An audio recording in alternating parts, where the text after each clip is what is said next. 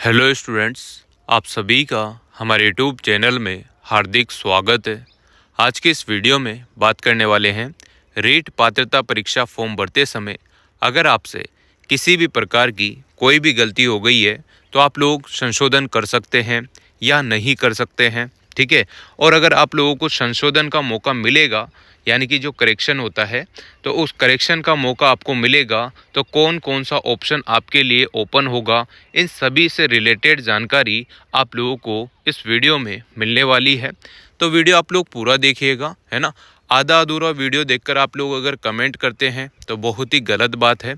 आप लोग पूरा वीडियो देखा करो, क्योंकि आपके जो नॉर्मल से डाउट हैं जो आप लोग कमेंट करते हैं वो इस वीडियो में पूरे कवर कर दिए जाएंगे। वीडियो पूरा देखना है, और अगर आप लोग चैनल पर नए हैं तो चैनल को सब्सक्राइब, वीडियो को लाइक और बेल आइकन ज़रूर दबा लीजिएगा। देखो स्टूडेंट्स, आप लोगों के सामने बहुत सारी प्रॉब्लम हो सकती है। आप लोगों ने रीट पात्रता परीक्षा का फॉर्म भरा होगा, बिल्कुल भरा होगा। अब उसमें आपसे क्या गलती हो गई है वो तो आप ही जान सकते हो। गलती आपसे किसी भी प्रकार की गलती हो सकती है, जैसे कि किसी से नाम लिखने में गलती हो गई हो, किसी से अपने पिता के नाम मीनिंग स्पेलिंग मिस्टेक हो गई हो, है ना। बहुत सारों ने जहाँ पर माता का नाम पूछा था वहाँ पर पिता का नाम लिख दिया हो, है ना। ऐसा हो जाता है।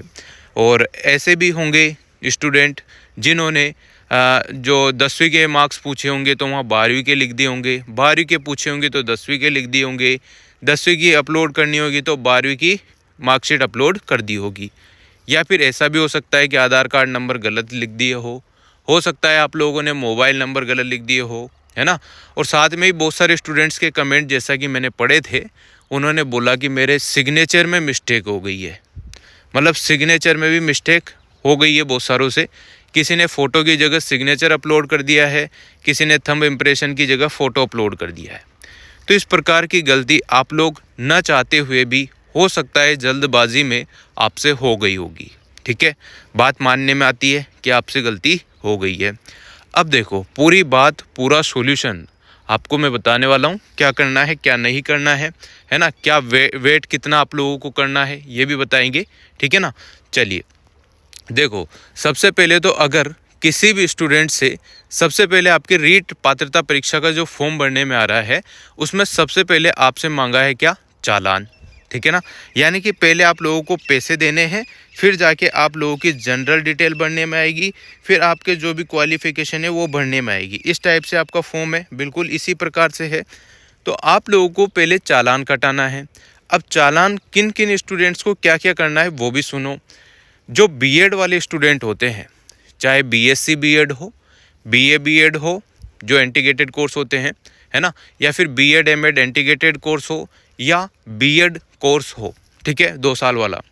अगर आपके इस प्रकार के कोई भी कोर्स हैं तो आप लोग लेवल 2 का फॉर्म भर सकते हैं। ठीक है, और जिन स्टूडेंट्स के बीएसटीसी या डीएलएड वाले जो स्टूडेंट हैं अगर वो हैं तो लेवल 1 का फॉर्म भर सकते हैं। जिनकी ग्रेजुएशन और डीएलएड कंप्लीट है वो लेवल 2 का और 1 का फॉर्म भी भर सकते हैं।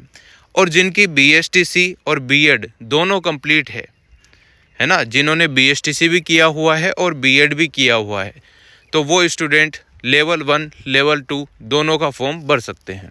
ठीक है, ये बातें तो आपके समझ में आ गई होगी।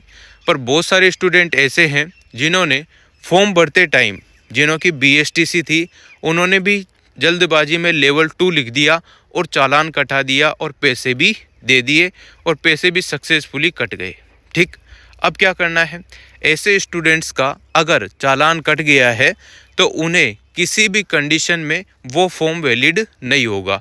वो फॉर्म वैलिड क्यों नहीं होगा, क्योंकि वो पात्रता ही नहीं है उसकी जो उसने फॉर्म भरा है। ठीक, तो उसको क्या करना है, डबल से फॉर्म चालान कटाना होगा, डबल से चालान कटाना होगा। ये बात तो आपके समझ में आ गई होगी।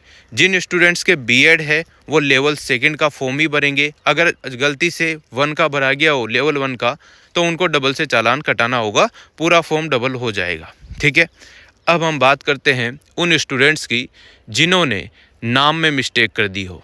जैसे कि नाम में मिस्टेक कैसे, देखो 2022 के रूल के हिसाब से अगर हम बात करें तो नाम, पिता का नाम, लिंग और डेट ऑफ बर्थ, हस्ताक्षर, फ़ोटो, इनमें किसी भी प्रकार का चेंज नहीं होगा।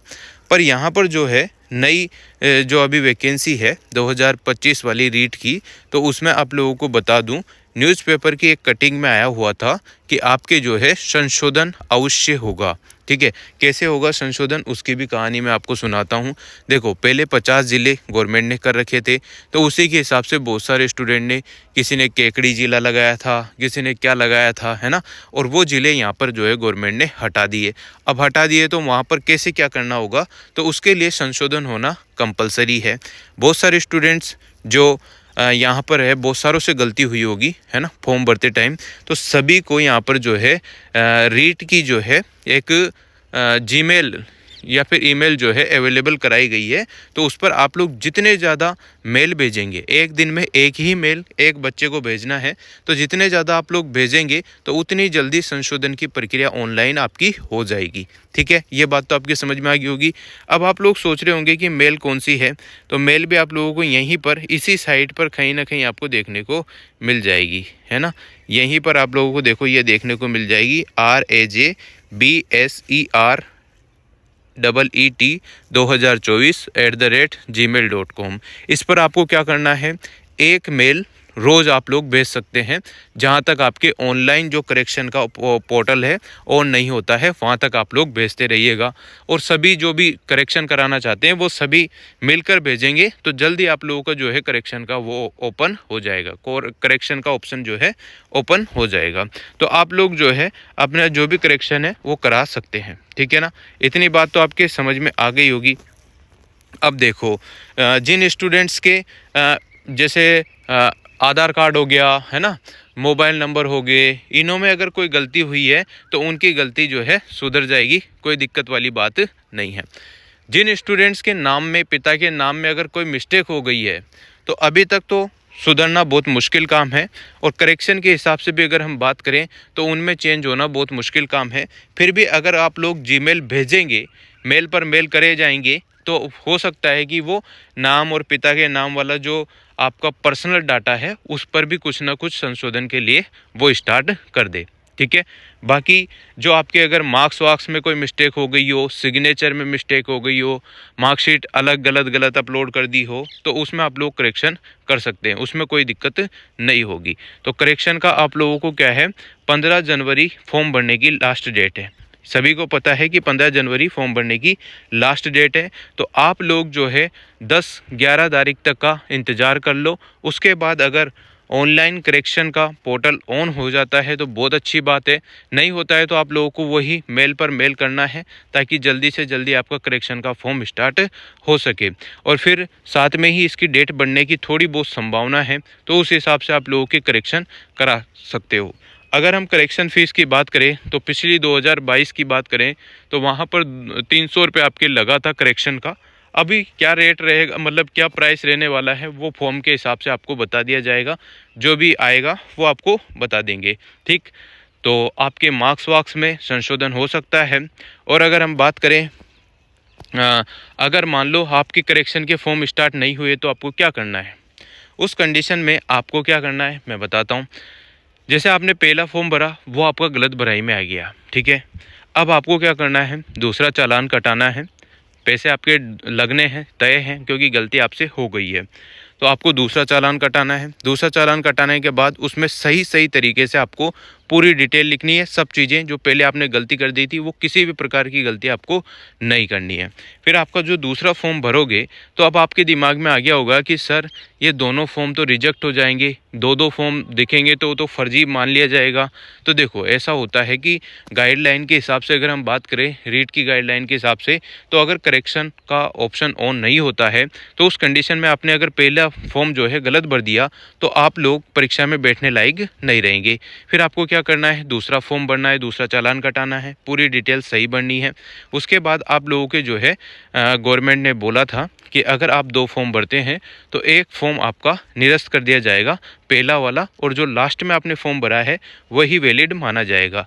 और जहाँ तक हो सके वहाँ तक जो है गवर्नमेंट डिलीट का ऑप्शन भी आपको देगी। जिसने 2 फॉर्म भर दिए हैं वो अपना पहला फॉर्म डिलीट कर सकते हैं और जो दूसरा फॉर्म है जो पूरी तरीके से सही भरा है वही यहाँ पर वैलिड माना जाएगा। तो इस प्रकार का कोई ना कोई आप लोगों को गाइडलाइन है, तो आप लोगों को घबराने वाली कोई आवश्यकता नहीं है।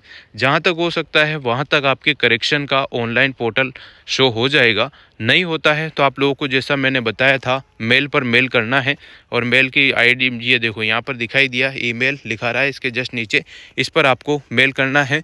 एक व्यक्ति को एक दिन में एक ही मेल करना है, ज़्यादा मेल करोगे तो वो गलत बात है, ठीक है। तो इस प्रकार से आप लोग कर ले, ये जो मैं बोल रहा हूँ वो आप लोग करते रहिएगा।